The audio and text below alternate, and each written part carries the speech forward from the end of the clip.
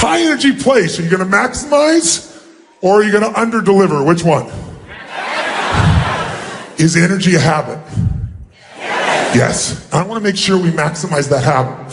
So maybe, since the energy's been lower, we should try something. Every one of you in this room is a person of influence. Some of you don't look at it that way, some of you do. Some of you, it's your identity, you're a leader. But how many consider yourself to be a leader of something? Let me see your hands. Awesome. What does a leader do? What makes you a leader? What's your job? No, not motivate. You got great people, you need to motivate them. I'm not here to motivate you. You don't need motivation. A leader gets results. And how do they do it? They maximize resources. And the greatest leaders in the world have always found a way to maximize better than anyone else.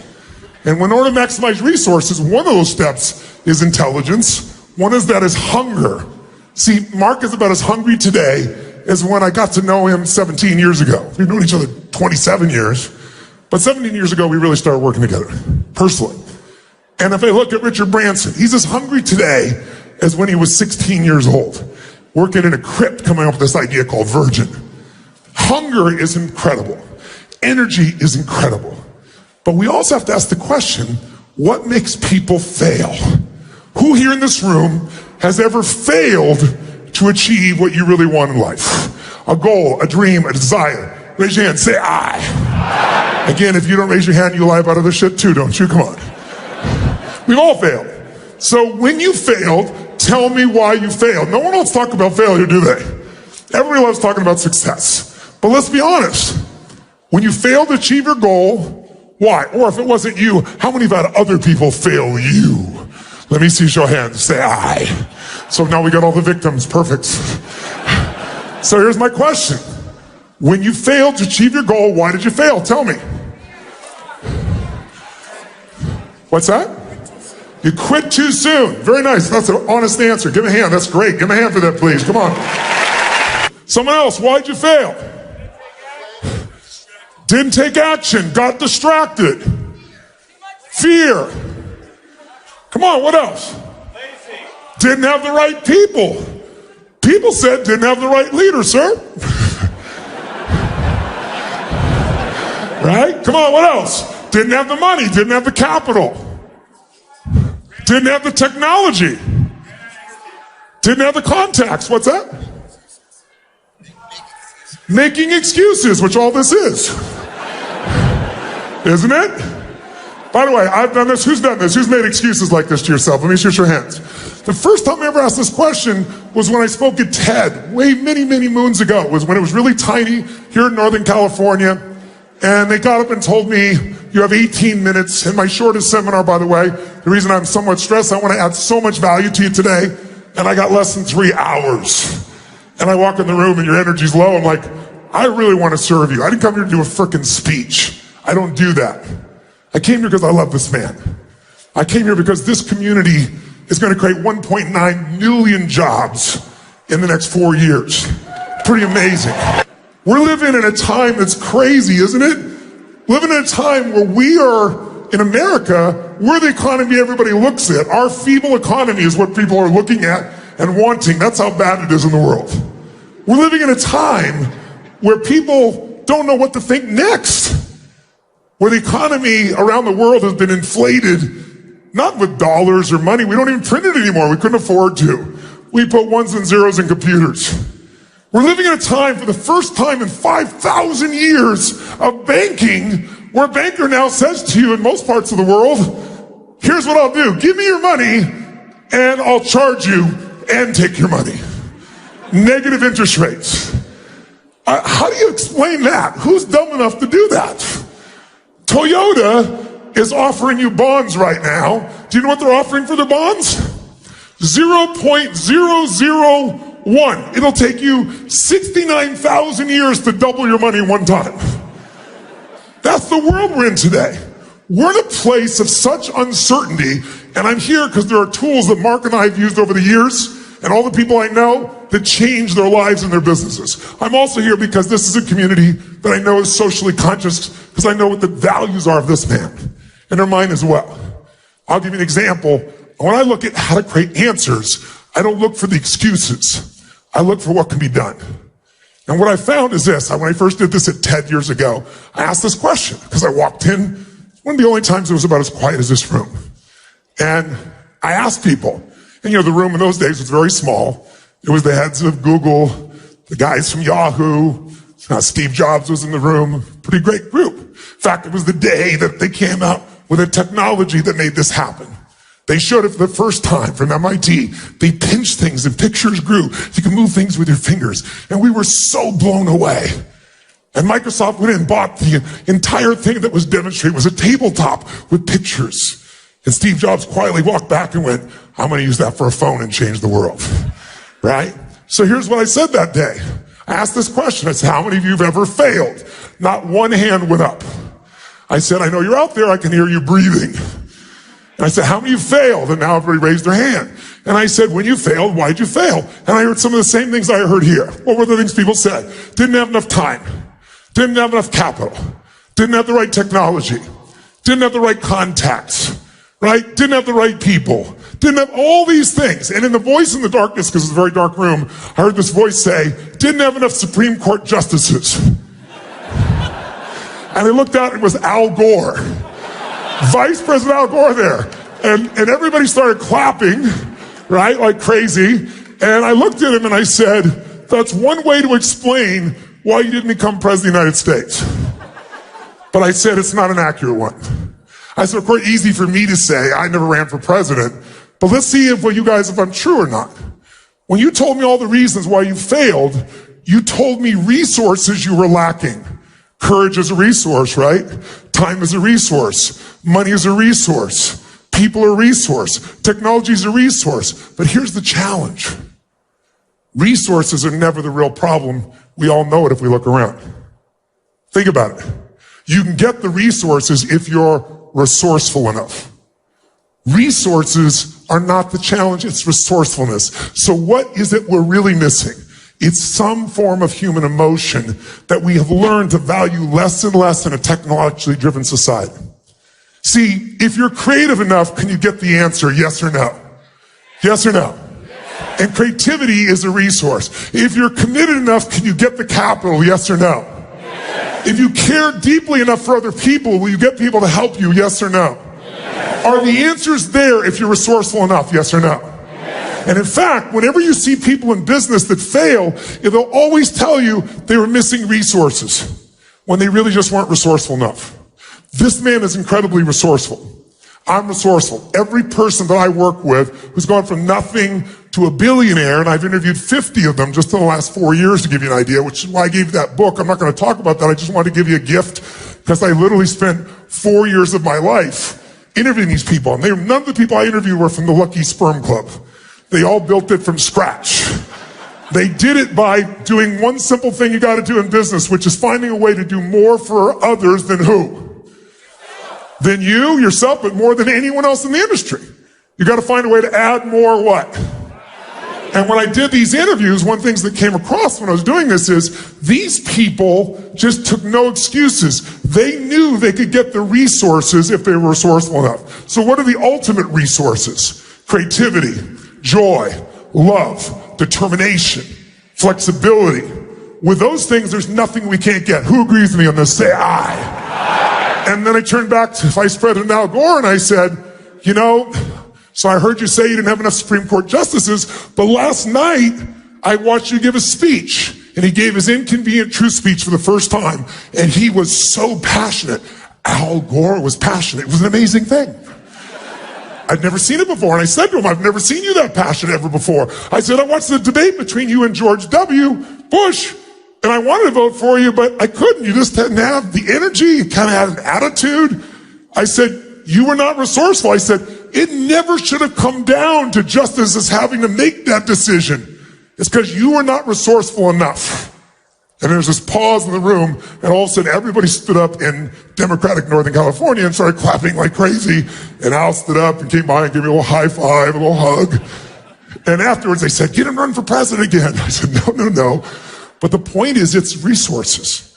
And if you're resourceful enough, you can do it. So when I was writing this book, I decided to get a little resourceful myself, and I thought, gosh, I grew up dirt poor, no money for food. And somebody fed my family when I was 11 years old. And they came to the door literally on Thanksgiving and knock on the door, and here is this tall guy standing there with bags of food in a pan on the floor on the ground with an uncooked turkey. And I'll never forget, he said, "Is your father home?" And I said, "Just one moment." And I ran to get my dad thinking he'd be so excited. And unfortunately, he was not. He was annoyed even though we didn't have any food. And the man said, "Sir, this is a gift from you. If someone knows you're having a tough time, they want you to have a beautiful Thanksgiving." And my father said, "We don't take charity." And he went to slam the door in the man's face. And the man kind of had his foot here and it bounced off his foot. And he's holding the bag still. And he said, "Sir," he said, "this is not a handout. Everyone has tough times. This is a gift. The person's doing it anonymously. They just want you to have a great Thanksgiving." And my dad said, "We don't take charity." He started to slam the door again. This time he put his shoulder into it and it hit and bounced off of him. And then he said something to my father. I thought my father was going to punch him. He said to my father, "Don't let your family," and he points straight at me, "don't let them suffer because of your ego." Oh, I thought there was going to be a fight. My dad gave him the scowl, took the groceries, threw them on the table, slammed the door, never said thank you. And that day impacted me. It's why I'm here right now. Because that day I had to figure out a question in my mind, which is, how come my father be so angry about someone helping? And how come I was so happy? And the reason is, right now as you're listening to me, in every moment of your life, you're making 3 decisions. You might want to jot them down and see if it's true. Right now. The first decision you're making is, what are you going to focus on? Because whatever we focus on, we feel. And most of us let the world control our focus. You know, people say we're in the information age. We're not in the information age. The information age died a long time ago. We're drowning in information. We're starving for wisdom, aren't we? And so the bottom line is, you look around and I see my father, and what did he focus on? He focused on the fact that he had not provided food for his family. How would that make you feel if you knew you had failed at that level? You can get, he was beating himself up. I focused on the fact there was food. What a concept. I was so excited. He focused on he had not provided it. The second question we ask every moment of our life is, what does this mean? Is this the end or the beginning? Is this person dissing you? Is this person attacking you?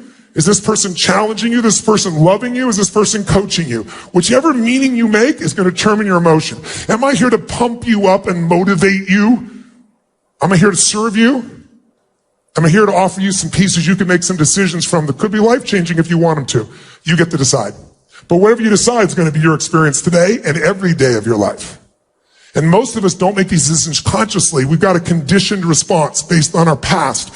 So for most of us, the future is pretty much going to be like our past. We might make more money. We might do better in business, but we run into the same problems over and over again. How many can relate in some way inside here? Raise your hand if you can. Say I. My dad said the question, what does this mean? I know what it meant to him because he said it out loud over and over again to all of us. I knew he focused didn't have the food, that he didn't provide it because he said, I failed my family. I am a failure. There's no food for my family. There couldn't be a bigger failure. And the bottom line is, out of that experience, he made the third decision, what I want to do. And what he decided to do was leave our family shortly thereafter, which at the time was the most painful experience I thought of my life. But it turned out, you know, your worst experience of life can become your best if you decide to use it. And for me, I said, my God, there's food. But the big thing that changed my life was the meaning. And the meaning was strangers care. That's the meaning I pulled out of it. My father always said, no one gives a damn about anybody else. And I had plenty of evidence in the way we lived our life and the people around us. You know, there wasn't anybody coming to help before that, ever. And we were always in a challenged place. When I started believing strangers care, it changed my whole life. One belief can change your life. Today, you can make one decision in the next little time we're together and literally change your life without hyperbole, without BS, without exaggeration, not positive thinking, because our beliefs create and our beliefs destroy our lives. And we have to become conscious as which ones are empowering us, we use them more, which ones are pulling. And most of us are going so fast, responding to our world, that we don't actually stop and really check in and feel what's really going on. So my third one is, what am I going to do? I decided someday I'm going to give back. I'm going to do this for other people because this changed my life. And so I have. I started when I was 17. I decided to feed 2 families. And I didn't have any money, but I was like committed. I went to the grocery store and I got 2 baskets and I thought I'm going to feed 2 families for like 3 days. I'm going to make this incredible Thanksgiving for them. I know what it meant to me. It's going to mean that to them. And I went to the store manager since I had much money and I said, here's what I'm doing. I'm going to feed 2 families. Help me out. Give me a discount. And they gave me 10% off. And I thought, cheap bastard.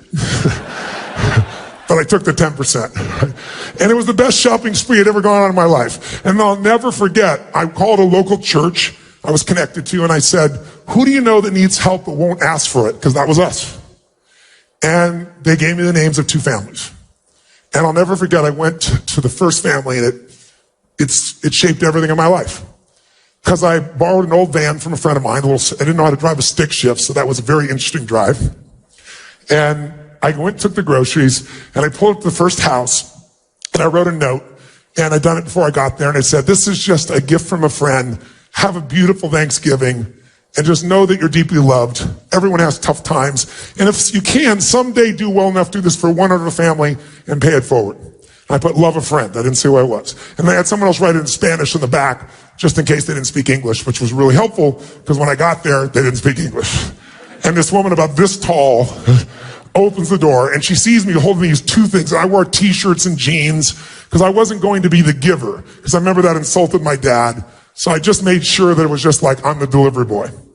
And this woman screamed and she grabbed my neck and she pulled me down and started kissing the side of my face. And I was like, no, delivery man. She goes, no. And I couldn't understand. And then she finally says, gift God. Gift from God.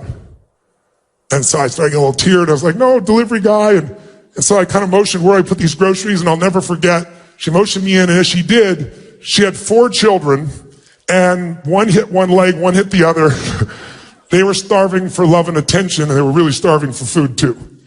And when they saw this, they were so excited, and it just lifted my soul.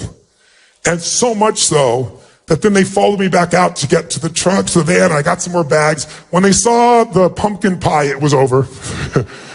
And the moment that is seared into my memory of my life, that changed my life, was seeing at the end, I didn't want to leave, but I had to. I go deliver the food. And then one little boy just would not let go of my leg, looking up to me. And it was just one of those surreal moments in your life, because I was that boy one day, not that long ago. And so I walked in there and I tried to give him a hug and tried to excuse myself. And I don't speak any Spanish. I felt embarrassed. I should have. But I turned to the woman and she's crying like this and smiling and crying. Quite a mixture of emotion. And I'm feeling myself trying not to cry.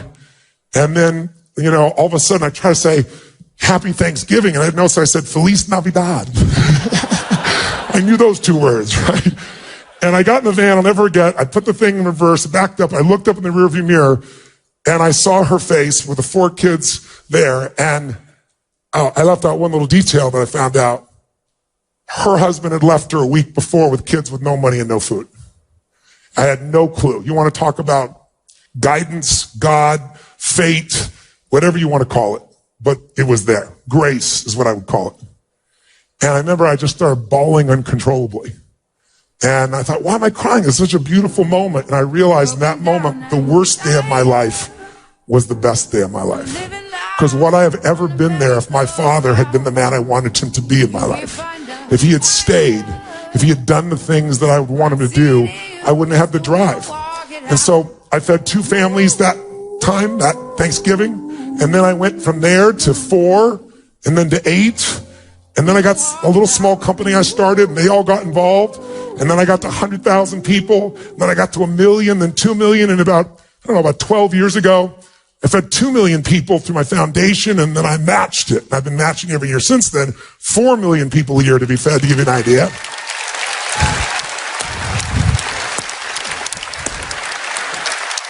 And then, when I was writing this book, I got really resourceful. These guys are multi-billionaires. I'm moving in that direction, which is an incredible privilege, and I'm doing this good work, but I got to step up my game, because while we're watching these guys make billions, we're also in a world where the rich are getting richer and the poor are getting poorer. And it isn't right.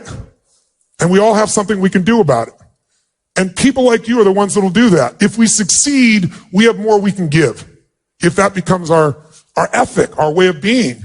And so the bottom line is I thought, you know what? How many people have I fed in my lifetime? And at that point, I'd fed 42 million people over the course of my life. And I thought, what if I did that in 1 year? And I got resourceful. And I found out how to do 50 million people. And then I got more inspired and I fed 100 million people last year.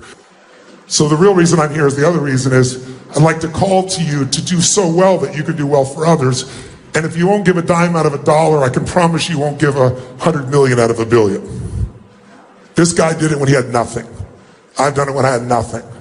That's why I'm doing it now, doing well. That's really wonderful. And I was here in San Francisco and I just happened to see somebody here. I was reading the newspaper and I was here earlier this year. I was doing some business and I saw that a group of nuns, a group of sisters from Notre Dame were getting kicked out. They're feeding the homeless and they're about to become homeless.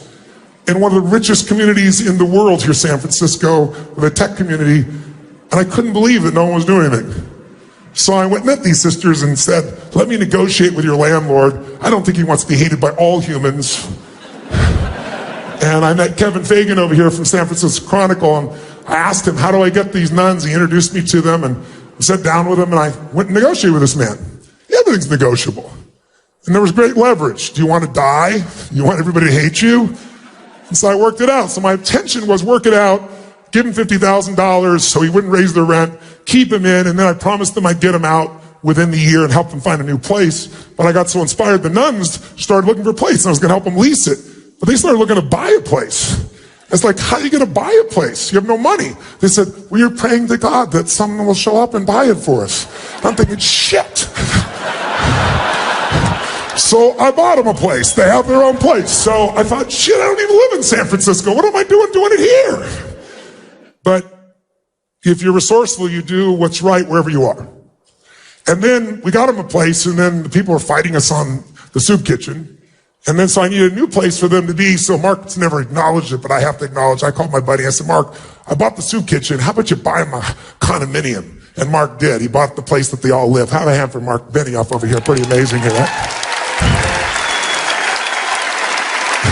So before I go any further, if you find real value by the time I'm done here, and I believe you will, significant value since you came here and paid something, I'm sure, I'd like to invite you to match me in helping either these local sisters or Feeding America. And I will match whatever you give, $10, $10,000, up to $5 million, I'll personally match. This room is filled with some players. If you're at that level, I'll do it. If you want to get resourceful and give in $10, or resourceful and give 10,000, or resourceful and give 5 million, I'll match you. Or if you just want to help these nuns out, I want to point it out. I bring this up really simply because whether it's becoming president of the United States, or feeding your family, or feeding the world, or changing your business, it comes down to resourcefulness. They asked Sam Walton in the 1974, had 78 stores. And if you read the Wall Street Journal, and if you read a bunch of the reviews done by the financial community, they all said in that year, sell. Does anybody know why they said sell? Sell Walmart in 1974. 78 stores. Why were they going to sell them? Because they said he's out of what? The R word. What is it? What? Resources. He has no more resources. He has no more cash. He has no more capability. And plus, who else is going to want to buy this cheap shit except this crappy little parts of the South? No one's going to want this anywhere else. And at that time, who are the biggest retailers in the world? Remember? Sears and Kmart. What happened to Kmart? Bankrupt. Look at this number of stores. 1,851. The combined market value of Sears and Kmart was 65 times Walmart. Where's Walmart today, ladies and gentlemen? How many stores? Throw it up there. It's the dominant player on the face of the earth. Today you got 11,000 stores and $500 billion in sales. $1,000 investment back then, if you didn't listen to these people and you never put another dime in, it would be worth $25 million today. Because people underestimated his resourcefulness. Business is resourcefulness. Your career is resourcefulness. You want to move up? Get resourceful.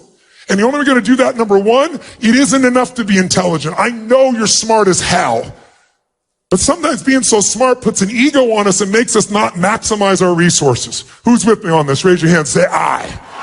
And I'm here and want to say, listen, if you lose your hunger, if you're willing to settle for less than you can be or do or create or share, then you're selling yourself short and you're going to make your life have not the juice it deserves. Who's with me here? Say I. So if we want to know what it takes to succeed, you already have it. Every one of you is resourceful. But if we want to take it to another level, what's the level we want to get resourceful at? Let's talk business first, then your personal life. Okay? Is that fair? Are you still with me? Great. By the way, if you think about this, if you want to know what it takes to succeed in business, if you own your own business, how many are small business here where there's an owner in the room? Raise your hand if you're an owner of a business.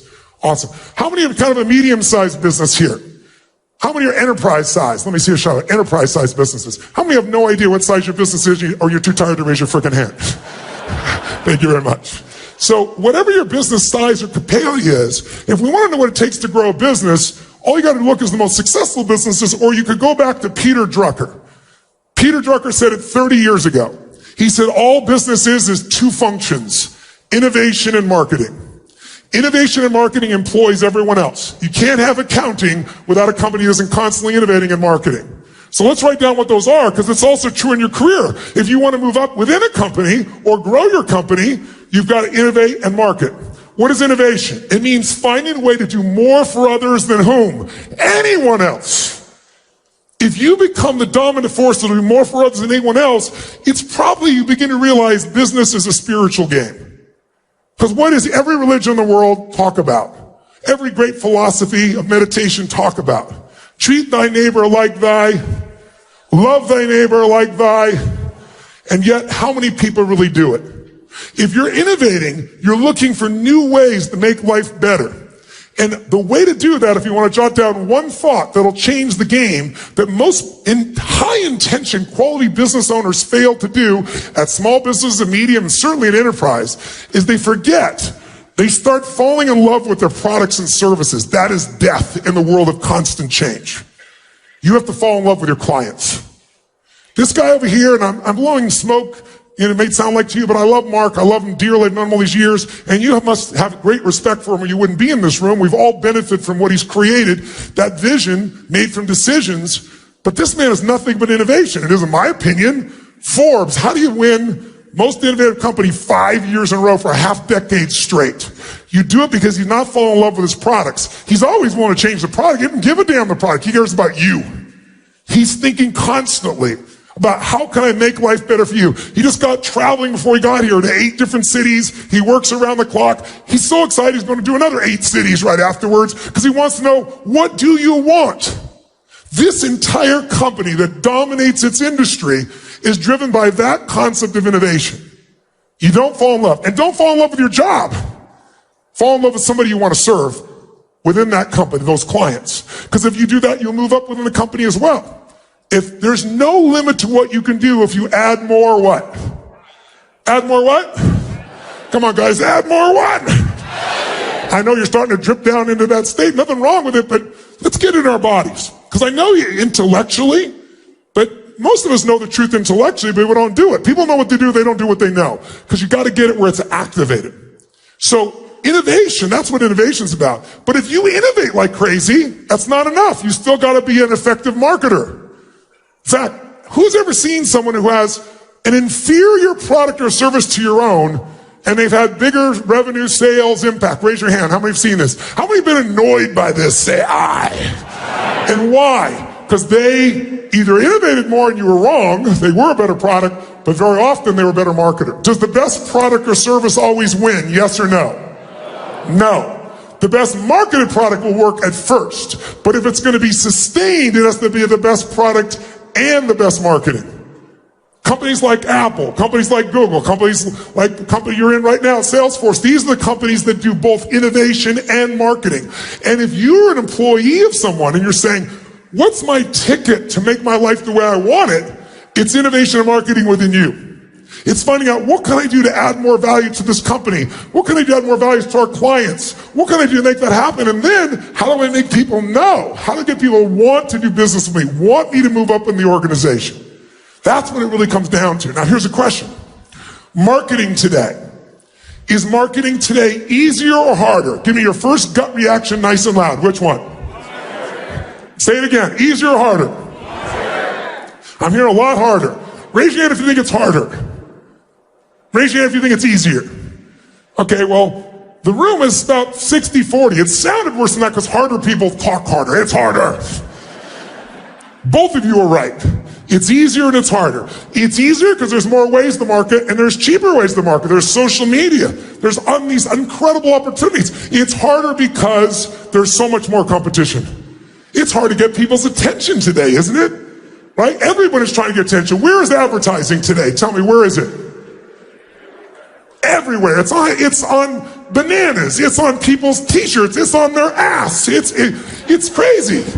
In fact, right now, a lot of retailers that deal with millennials are in deep trouble right now because they don't want to wear a label of somebody's brand anymore. It's a whole different culture. And you're seeing these companies that are going right now, massive drop in profits, trying to figure out what the hell do we do?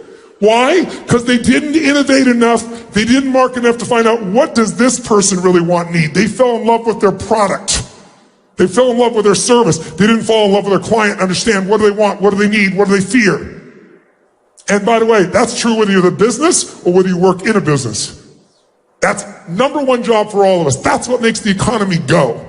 Who's with me here? Say aye. You know how many, 15 years ago, research showed that the average person, if they were exposed to advertising, would see an average of 4 exposures before they took action. That was the average. Some people do it the first time, some people do it 9 times, but the average is 4. Does anybody know what the average is today? Oh, they just put it up there. Thank you very much. That was very helpful. 16. So those that said harder, you're right. It's harder because it takes so much more. But that also is precluding that your message isn't very engaging. If it's engaging enough, you can get them in the first time. Now, how do you do that today? Well, if you're a small business, you go, how do I compete? We've seen all these companies disappear, right? There used to be these small bookstores, and then who came along? Barnes and Noble, and they thought they owned everything. And then who came along? Amazon. And guess what? That's the game. Who did you used to search with years ago before Google? What company? I can't even hear you. Right? Yahoo, right? But no one searches Yahoo now, right? They got displaced. That displacement came from innovation and marketing. Raise your hand if you follow here. Say aye. So if you and I are going to break through it, if you're a small business, I'm sure you're freaked out about it. If you're a business, you think, I'm just going to spend more money. Today, spending more money isn't enough. Today, people want something that's authentic and real. Who's with me on this? Say aye. And without that, you really can't even get their attention. The old ways don't work. How many of you don't even see banner ads anymore? They're like invisible to you when you're on the web. Raise your hand, say aye if that's true. Do me a favor, raise your hand if you literally don't see the banner ads. Raise your hand. I want you to look around the room and look at the percentage that don't even see it. So, lesson 1, no banner ads. What you have to do today is find a way to add more value even in your marketing.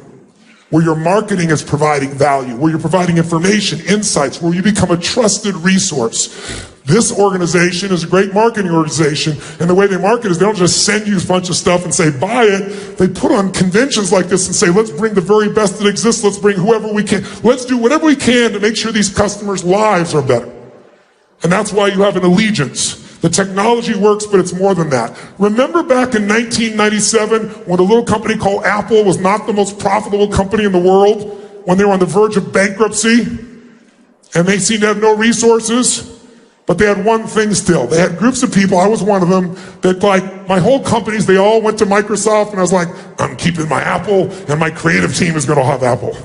And we stuck, even though there was no software, it was terrible, but they created something different. Watch this, no disrespect, just you give me the real feeling. I'm going to say a company name, you make a sound you associate to that company. Make the sound, don't hesitate, from the gut. Microsoft. Microsoft. Apple. Apple. That's the difference. There's billions and billions of dollar difference in those little emotional differences that you can hear in a voice. Think about the difference in what's there. So having the ability to create a raving fan client, not a satisfied customer. Satisfied customers go away. Raving fans stay.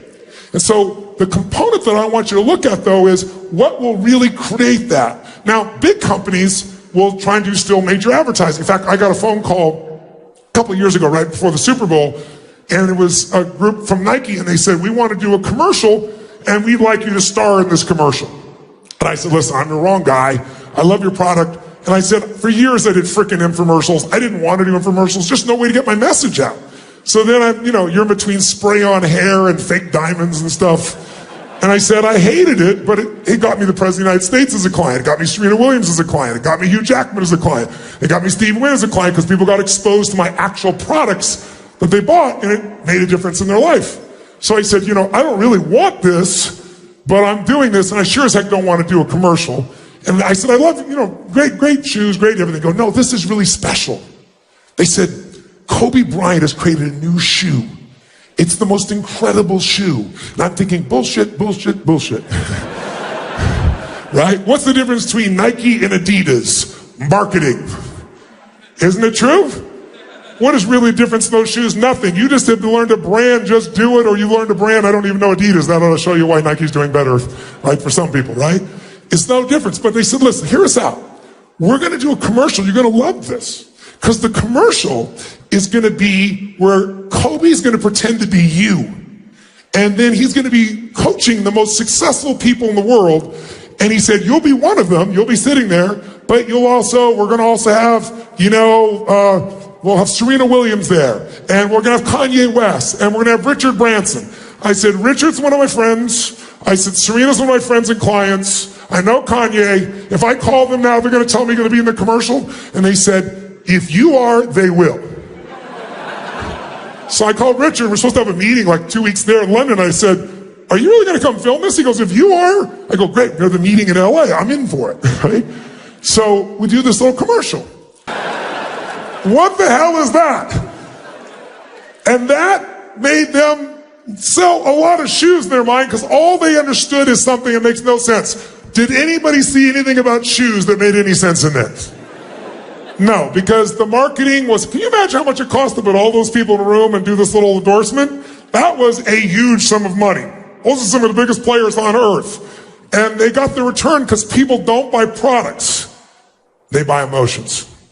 They buy identities. If you buy a Volkswagen, you're buying a different identity than if you're buying a Ferrari.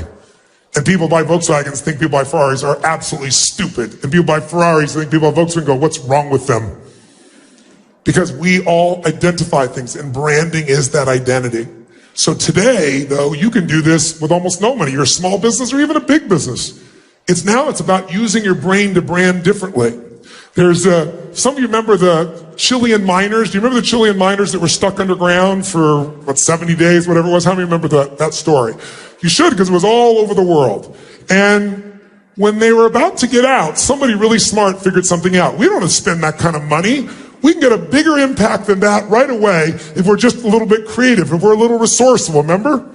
And so a little company called Oakley said, what's going to happen when those people come out and they've been underground for 2.5 months? They're going to be blinded by the light. So they flew one of their guys with 32 pairs of glasses, which cost them about $2,000, and that's probably whatever, not even $2,000. And they got $500 million of advertising. That picture was on every major newspaper, every TV pieces around the world. That's the difference between being resourceful as a marketer or just going and spend a ton of money and hoping you can still be part of that old order. How many follow? Say I.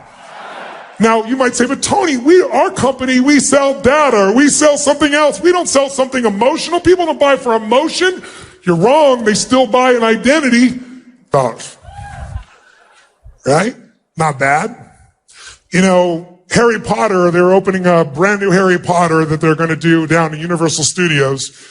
And people have been waiting for years. And of course, Universal had a budget. I apologize. I don't remember the number, but it was a gigantic marketing budget. But fortunately, the person running marketing was much more resourceful. So you know what she did? She decided she was going to spend not $1 on advertising, not a penny. She wasn't going to make even a commercial to go on the web. She called the 12 largest bloggers in the world who are experts and followed on Harry Potter. She said at midnight, send them a special invitation. There's only 12 of you.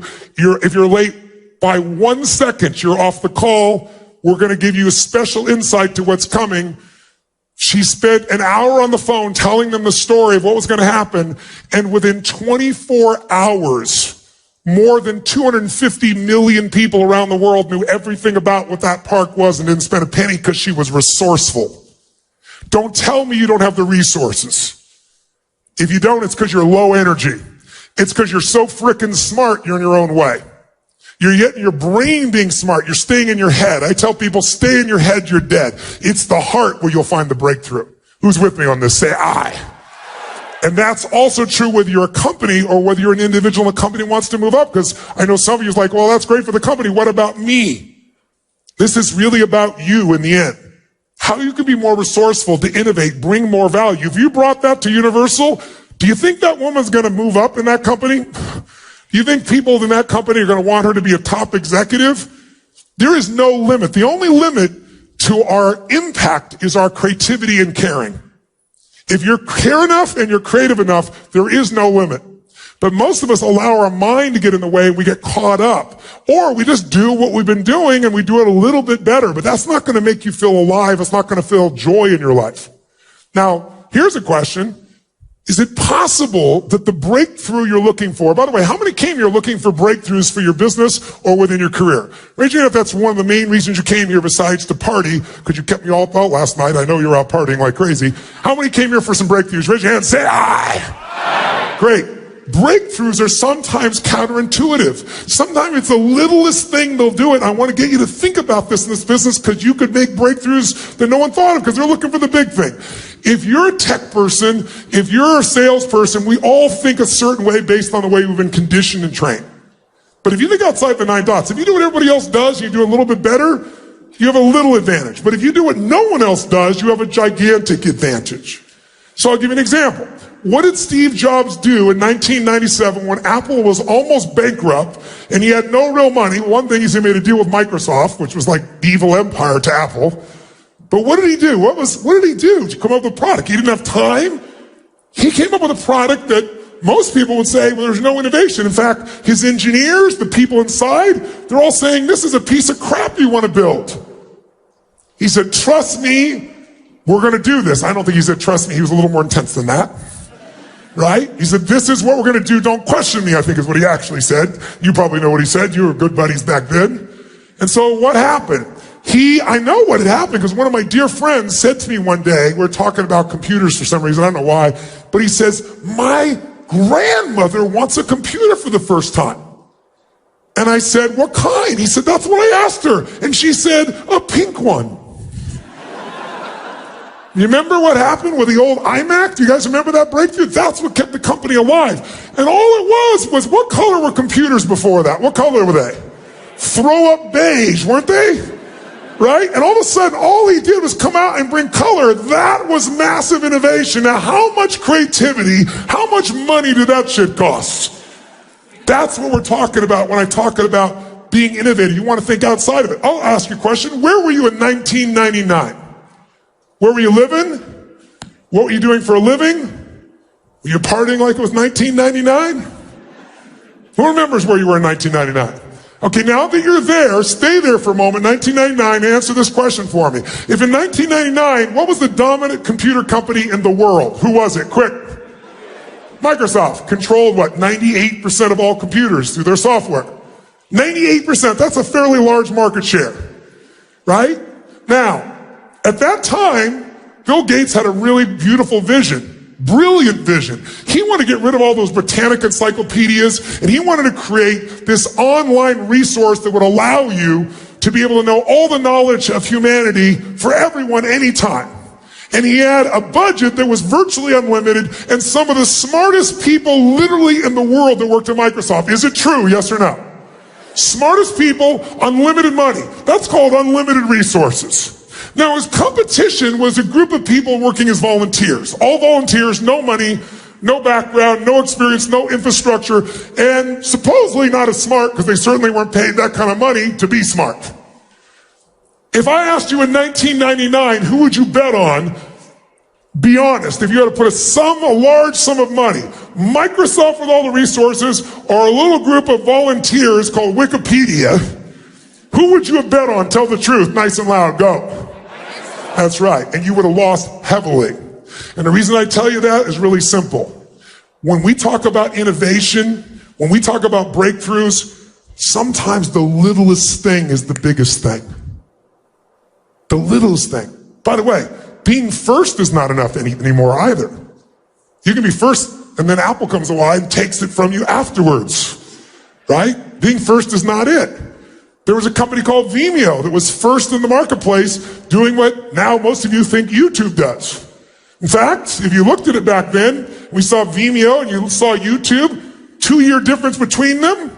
I know Chad, who created YouTube, brilliant guy, and what he did was really good. What I teach, he modeled them. He saw what they did and he modeled them. If you looked at them visually back then, they looked very, very similar. They did the exact same thing. But one was sold for $1.65 billion a couple of years later. And the big, big difference, what was the difference? Look at them. Visually looked pretty much the same. Someone tell me, what was the $1.65 billion difference? No, they uploaded the same way. Speed, they had the same speed. In fact, Vimeo was a little bit faster. They had a little bit more efficiency in the beginning.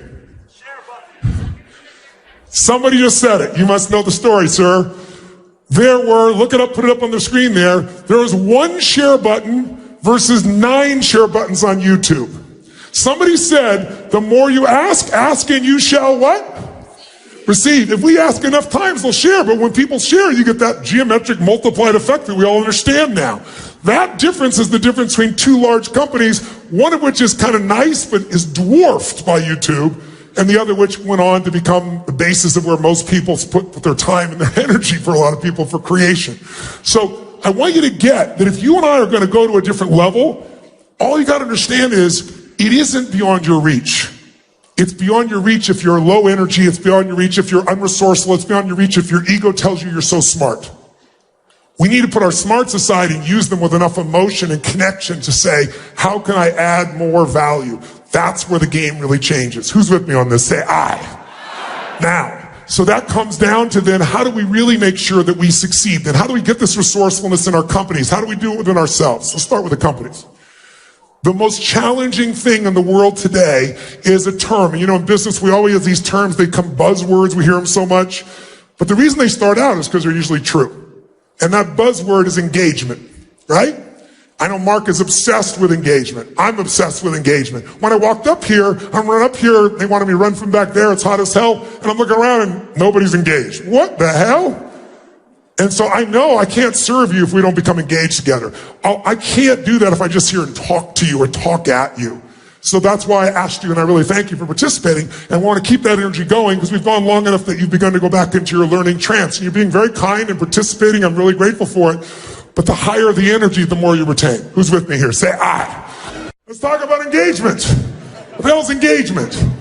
Engagement is where everything grows. What's our job in business? Our job is to add more what? Win. Once in a while or every time? If you do it for decades, you become a brand. If you become a brand, people bend down on one knee, reach behind other things to buy Coca-Cola. Even though very often when you do studies, and they've done in the past, some of their competing brands seem to have a better taste test result. People don't give a shit. Give me the Coke. Because it gives them certainty. Because it becomes part of their identity, right? So our job is to engage people. And if we look at engagement, involvement, passion, connection, massive focus on how to do more for the client than anybody else, how are we doing that? How are we doing? Well, most of us pat ourselves on the back, but throw up the statistics. This is scary and crazy, and it shows you why economies around the world are where they are right now. According to the Gallup poll, which was done in 142 countries, intensive, 13% of employees worldwide are truly engaged at work, meaning they're passionately connected to the sense of mission, the value, and when they're at work, they're trying to maximize their time for the benefit of that mission. That means, by the way, 87% are not engaged. Now, it's better in the United States. We're better than anywhere else in the world. We have the highest engagement, a whole 29%. Think about that. That means 71% of U.S. workers are disengaged. That's pretty crazy. Does that make you crazy? And I know it's true. You know, when I went on this last book tour, I did 110 interviews. It's crazy, the most I'd ever done. And so I was going all around, and I won't mention the companies, but I was going to all the media companies, and I walked into these buildings. I got 31 companies. I have very passionate values about how we play the game of life, right? And I walked through these buildings, And the world, because we're so technology driven, it's so dead. But I'm walking around watching people on their personal Facebook, tweeting, doing those stuff. And the energy is so low because there's no mission. And you look around and go, how do these companies survive? And if you look at our economy, our productivity has dropped.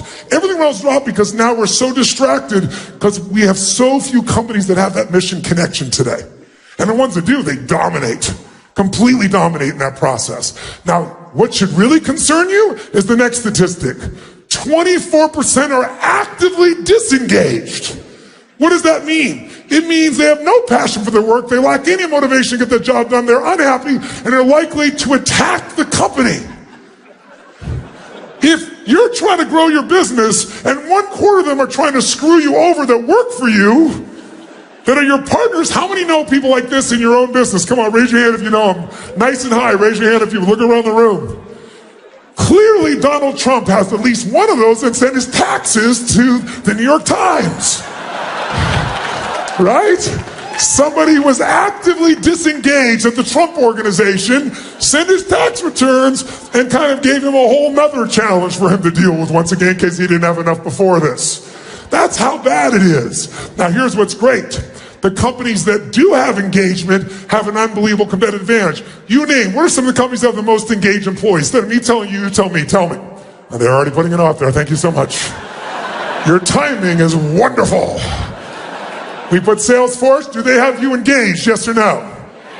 What other company gets a convention of 100,000 people to come and spend time for days, throws the best parties with YouTube, gives you the best technology, and you want to come back? How many have come back here more than once to this Dreamforce? Let me see your hands.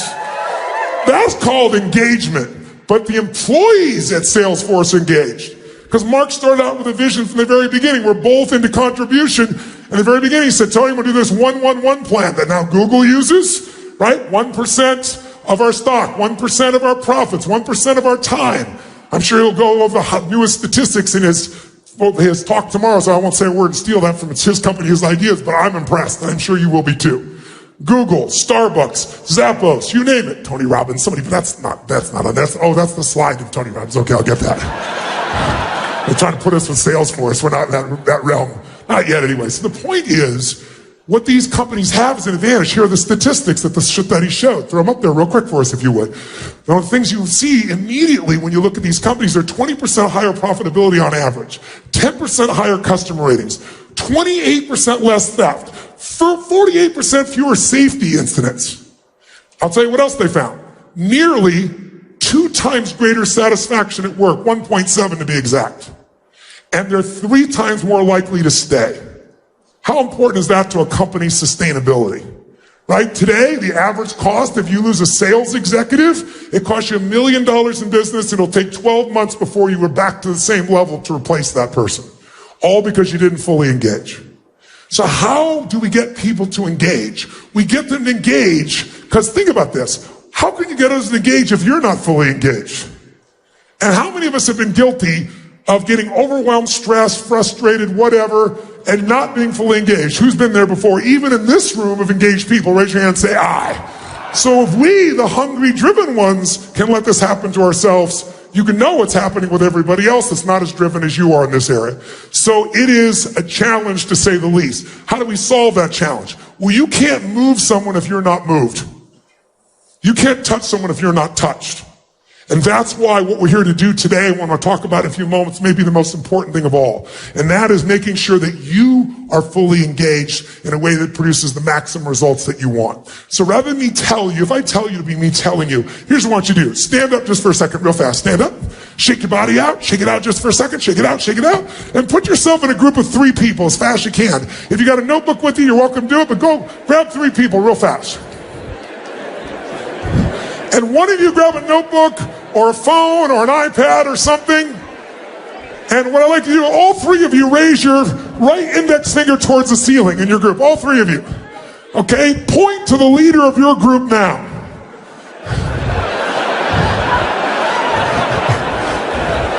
Whoever's got the most fingers, you're it. If you all pointed at yourselves, we know a little bit about your group. Okay? So here's what I want you to do. I want you, in fact, just sit down first for just a moment. Now you know who your group is. In a moment, you're going to jump back up with your group. I want you to write down the answer to a question. Throw it up on the screen for me, the questions, real quick. I want you to write down an honest answer as to how engaged are you to your maximum capability. How would you rate your level of engagement with the people you lead and manage on a scale from 1 to 10? 10 is absolutely off the charts, mind-boggling. They blow your mind. 1 is that I got a dead group of people, right? And what do you need to improve? What do you need to improve to increase that engagement? Instead of me telling you, you tell me. You tell each other. And the third question is, what specifically do you need to do to engage your people at a different level? What could you do? Because we're going to share this, because then you get some ideas from the other 2 people as well. And finally, what do you do? What do you do a less than adequate job engaging? What could you do better with that person? In other words, think of someone you're not good at engaging. If you're good at engaging everybody, how many have a problem child? Someone who does not maximize their resources within your team. Raise your hand if you got somebody like that. Good. Then I want you to write down that person and ask yourself, instead of they're screwed up, what could I do? Where am I not engaging? How could I engage them more? So 5 quick questions, and then I'm going to put you with your team. Body out, shake it out, wake it up. Give me your score. How many of you were a perfect 10 in your engagement as a leader? Raise your hand. Okay. 1 liar. Good. Very nice. How many were a 9? Raise your hand if you gave yourself a 9. Who was an 8? Okay, now I want you to look. 90% of this room, maybe 95, is below an 8 on a 0 to 10 scale. By your judgment, not mine. I'm not so judgmental of you as you are. And if you're below an 8, how could you possibly maximize your resources? Much less enjoy yourself, because, listen, when you don't give your all, I remember I got a chance to interview Coach John Wooden. Anybody remember who John Wooden is? Greatest basketball coach in history of the world, college basketball. Won 11 national championships, 88 games in a row. And it wasn't like the Bulls with Michael Jordan. Every year was new players. It's college. And I remember he taught me something. He said, Tony, I asked him which one was his team that he was most proud of. And I know a little bit about basketball. I'm old enough to remember Lou Alcindor, Jabbar, Abdul-Jabbar, people like that. I thought that was going to be the group for sure. The winningest team. That was not the team he picked. He picked the team I'd never heard of. And I said, why that team? They didn't perform as high as these other teams. Why would you pick them as the greatest team you ever worked with? He said, Tony, because they maximized their abilities. He said, you know what? He taught, anyone ever worked or was coached by Coach Wooden, he taught people really something simple. He taught them how to be great men. And the way he did it was, he said, it's really simple. Stop thinking about the score of the game and focus on one thing you can control. How much you give every moment you're on that court. He said, there are going to be days when you win and when you lose. But the only days you're going to know when you win or lose are going to be by your measurement of yourself. If every single moment you're on that court, you're engaged at level 10 or above, if such a thing were to exist, and you gave every ounce of yourself every minute on the court, then it doesn't matter what the score is, you won. Because you became more and you gave more. And in life, we don't get to keep anything except what we give. Because that's what makes us become something different. His entire mindset, by the way, was if you give your all every single moment on the court, and every one of us does, if all of us are 100% engaged, he said 99% of the time you're going to the highest score. Sometimes someone's going to get lucky, they'll get a different call, the ball will drop. But you can't control that. You can control you. So if you're below an 8, which most of this room is, it might be time to change. And maybe that's what I felt when I walked in this room and the energy was lower. It's like, it's not a judgment. It's just, I want you to have the enjoyment that comes at 10. How many can remember a time where you were so engaged in something that bombs could be going off? You would know you were like right there in the zone. Nothing else could distract you. Who's ever been in that place? Say, I. Make a sound of how it feels when you're in that state. Make a sound. Go for it. Now, make the sound of level 7 engagement. And then imagine doing that every day. So then you want to find some new technology that will get you excited again. And the technology is only as good as our engagement. Who's with me on this? Say I. So now I want to ask you real fast, round robin, while you're standing with your group. What makes someone engaging? What makes someone disengaging? Make a list. You have 1 minute. Go. Together. Do it together. Don't sit down. Do it together. Somebody tell me, give me an example of 2 things that make them engaging, 2 or 3 make them engaging, 2 or 3 make them disengaging. Anyone, raise your hand. Let me grab somebody. We'll grab a microphone. How about, yes sir, right here. Give him a hand. Name's Poncho, and I'm from San Luis Obispo. Great. Tell us 3 things that make you want to engage with them. Tell us 3 things that make you want to disengage or not be involved with them. Yeah, so engagement, positivity, level-headed, mission-oriented. Okay. Disengaging, unappreciative, grumpy, and unjust. Very nice. Give him a hand. Very nice. Somebody, tell us 3 things that make people engaging. Tell us 3 things that make you not want to engage with them or disengage. Empathy, drive, and positivity. Okay. Disengage would be lazy, mean, and somebody that has the worst case scenario attitude. Very nice. Give her a hand. Give her a hand. Hey, tell us. And we came up with 3 things for someone to be engaging would be drive, positivity, and openness. Great. Disengaging would be victim, low energy, and a me, not we attitude. Give her a hand. Thank you very much. Let's see what you do inside yourself to turn on engagement or turn it off. Now, human emotion is energy in motion. That means if you want to change how you feel, you can do it by how you move. If you try to do it with your head, you can go in circles, can't you? Rationalize, go in the nut. So I want you to try something real fast. We're going to do a real simple exercise. I want you to discover how you can change your own engagement and your own interaction with people by seeing what you do in your body when you go to engage someone. And I'm going to give you some deliberate scenarios. We're going to do 3 real fast. Number 1, when I say now, I'm going to ask you to introduce yourself to as many people as possible as you can in 2 minutes. When you do that, I want you to introduce yourself to people you don't know, but I want you to do it from a different emotional state. I want you to do it as if you think this is the stupidest exercise in the world and it's a waste of your time. And why do you have to talk to this idiotic person?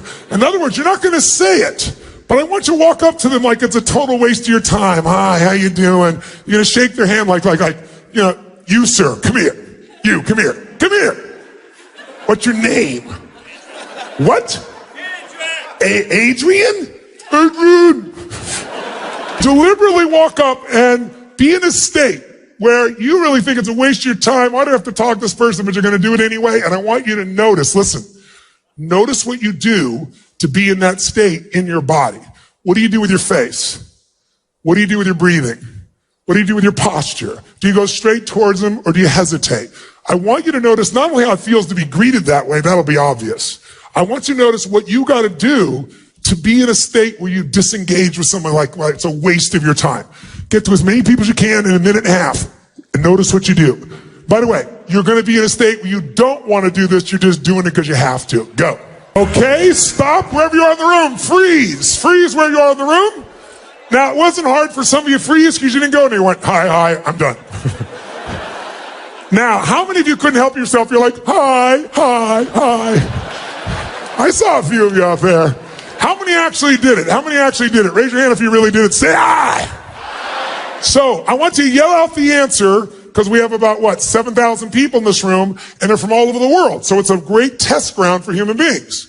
Raise your hand if you had to change your body to go in this lousy state. In some way, raise your hand if you had to change your body. Say aye. Raise your hand and say aye if you change the muscles in your face to get in this little annoyed state. Say aye. Tell me, did you increase your breathing more full or more shallow in this state? Nice and loud. Which one? Which one? Did you talk louder or quieter? Which one? Which one? Did you talk faster or slower in this state? Which one? Kind of like the room when I walked in here. And I want you to get this. There are 7,000 people here from, 100 plus countries? And you're all saying the exact same thing. And I didn't tell you those things you're telling me because in order to go in that crappy state, that's what you all have to do. If you use your body that way, you're going to feel lousy no matter who you're around.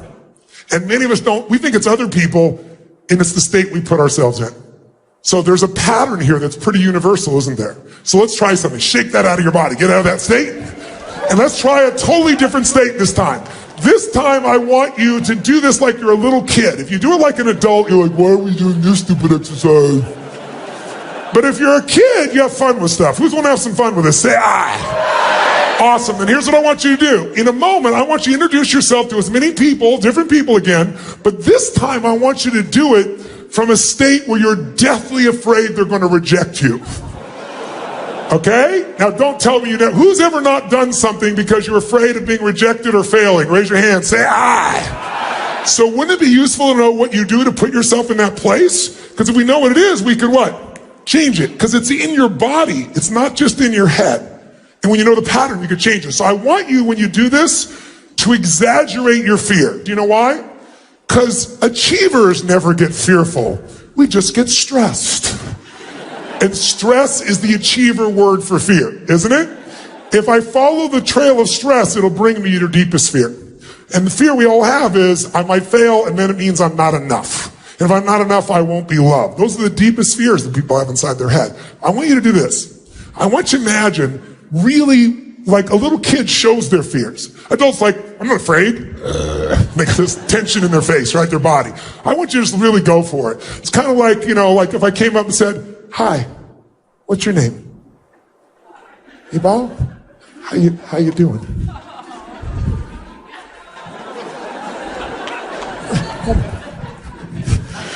Give her a hand. It's Ibal, ladies and gentlemen. Give her a hand. Kind of like, how many of you in this room have ever watched, let's say the Olympics, the Winter Olympics on television, and you're sitting in your chair and you're watching someone skiing or snowboarding as you're sitting to yourself doing this. Who knows what I'm talking about here? Say hi. I want you to exaggerate so you see what you're doing on a more subtle level. Just 1 minute, as many people as you can, but like a little kid, you're deathly afraid. And I want you to see, what do you do different with your face, your shoulders, your breath, your voice, the way you shake hands? And let's see if it's different or the same as when you're really annoyed. I think you're going to find it's quite different. Ready? Go. Shake your body out. Get out of that state. Question. Did you use your body the same or different than when you're pissed off and annoyed? Which one? Yes. Raise your hand if you change the muscles in your face in a very different way than when you're annoyed. Raise your hand, say, I. Did you talk louder or quieter than when you're pissed off? Faster or slower? Yes. Did you go straight for him or hesitate? Did you breathe more full or even more shallow than when you're annoyed? Which one? Can you hear everyone saying the same thing? What are the chances of 7,000 people from 100 countries without direction saying they're feeling the exact same thing in their body when they're feeling the emotion? It's because we're all unique, but when you use your body one way, you're going to be pissed off. Use another way, you're going to be feeling fearful. And how fast can we change how we feel then if all we got to do is change our movement? How fast? Like that. Let's take one more. Shake your body out. Okay? This time, how many of you own your own business? Let me see your hands. How many of you are leaders of a business? Raise your hand. Okay, how many of you are parents? Raise your hand. How many of you have a relationship, check this out, a relationship with a human, then this shit's gonna work for you. Here's what I want you to do. When I say now, I want you to greet people, but we're gonna change the motivation because I hate the word motivation. I've never been a motivator, but I do believe motive does matter. If your motive is just to manipulate, most of us have pretty giant bullshit meters and we can figure that out at this stage, can't we? I mean, even reality television is bullshit. So we know what's true. How many know what I'm talking about here? Say I. So the motive change is going to be this. I want you to approach somebody and greet people and meet people in 2 minutes, but we're going to have a different understanding. If this person does not like you in the first 3 to 5 seconds of meeting you, if they don't like you in the first 3 to 5 seconds of meeting you, they are not going to do business with you, and your children are not going to eat next week. Or just in case you don't have kids, we'll do it this way. If they don't like you in the first 3 to 5 seconds, then everyone you care about dies like pigs in hell. If it was that important, I bet you use your body and face differently, wouldn't you? So, by the way, when you go to do this, I'm talking full tilt like it really is true. And let's see if you use your face, your voice, and your body differently. Ready? Go. If that felt better, say I. Say I. Question, did you use more of your body or less of your body? More muscles in your face or less? More voice, louder voice or quieter? Faster or slower than the other two we did? Did you hesitate or go straight for him? Did you touch him? Did it feel good? Why? You should have seen who I touched. No. Because emotion is created by motion. In other words, listen to me. If you use more of the gifts your Creator has given you, you will experience the gifts you think you're looking for somewhere. Everything you want to feel is already inside you, my friends. Was that how many feel very different right now than we began? Raise your hand if you feel much better than we began. Raise your hand. Say ah! Say ah! Question, that last greeting you just gave. By the way, do people ever judge? People would never judge someone in real life in the first 3 to 5 seconds of meeting them, would they? Was that the best greeting you're capable of giving a stranger? Yes or no? Yes or no? Was that the best greeting you're capable of giving a stranger? Yes or no? Quick. How many say yes? How many say no? Okay, the majority are saying no. Now, if you're saying no, let's review the assignment, shall we? We said if you don't give your best, then everyone you care about dies like pigs in hell and you still didn't give your best? We need to talk. You know what? If you said you didn't give your best, I actually respect you. Because what we all know in our souls is, whenever we think we've given our best, what do we always find out? There's always another what? Is it true? So let's go there one final time. You go, what are we going to do? Get naked? No, no, no. Here's what you're going to do. This time I want you to greet somebody like they're your long-lost lover or best friend. Like, oh my God, it's Susie. Move. There she is. Oh my God, I see her. There she is. Oh, wow. How are you? Wow. So good to see you. I want you to greet people like your long-lost best friend or lover. 1, 2, 3.